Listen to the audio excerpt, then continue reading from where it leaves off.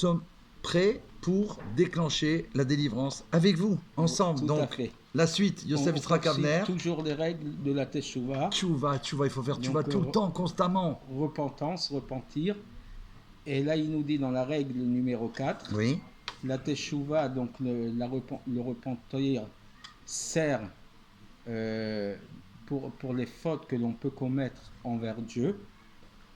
Exemple, quelqu'un qui a fait de l'idolâtrie, ou alors qui a mangé le membre d'un animal encore vivant, ou qu'il a convoité et qu'il a une relation interdite avec une femme mariée, d'accord?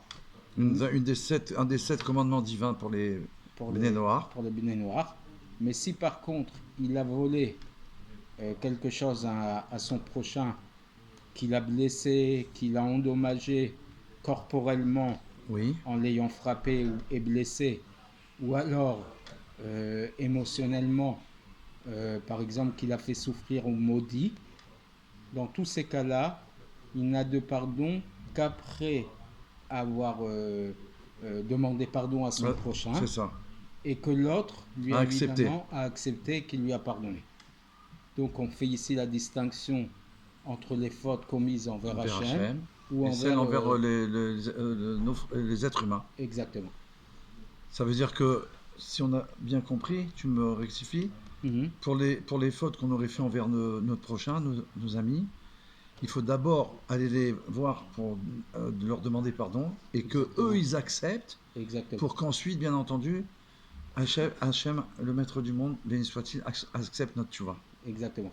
Et ces règles-là sont également valables pour nos frères juifs, pour un juif envers son frère juif. Bien sûr.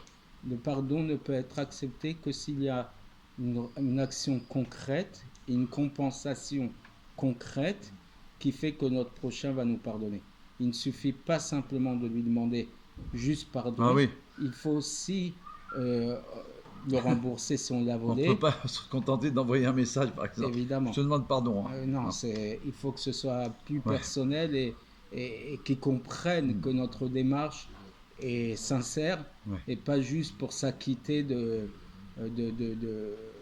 comme ça, comme un touriste, en dilettante, si je puis dire. Ensuite, donc c'est bien clair. Voilà.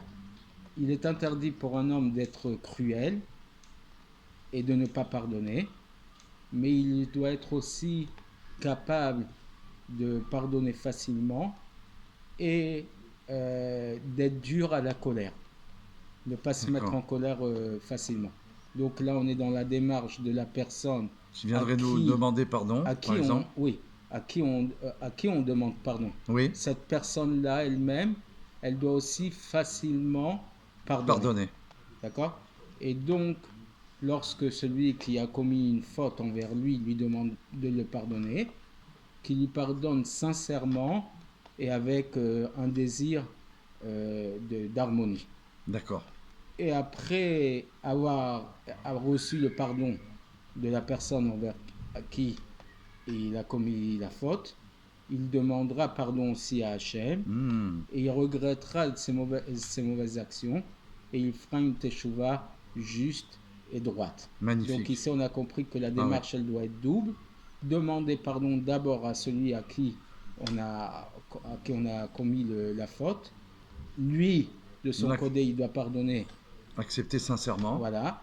Et ensuite, malgré tout, la deuxième partie retourner, de la démarche, si on peut dire, vers Hachem. Demander encore pardon à Hachem. Et il est sûr qu'Hachem lui pardonnera. Magnifique. À très vite pour un nouveau cours. À très bientôt.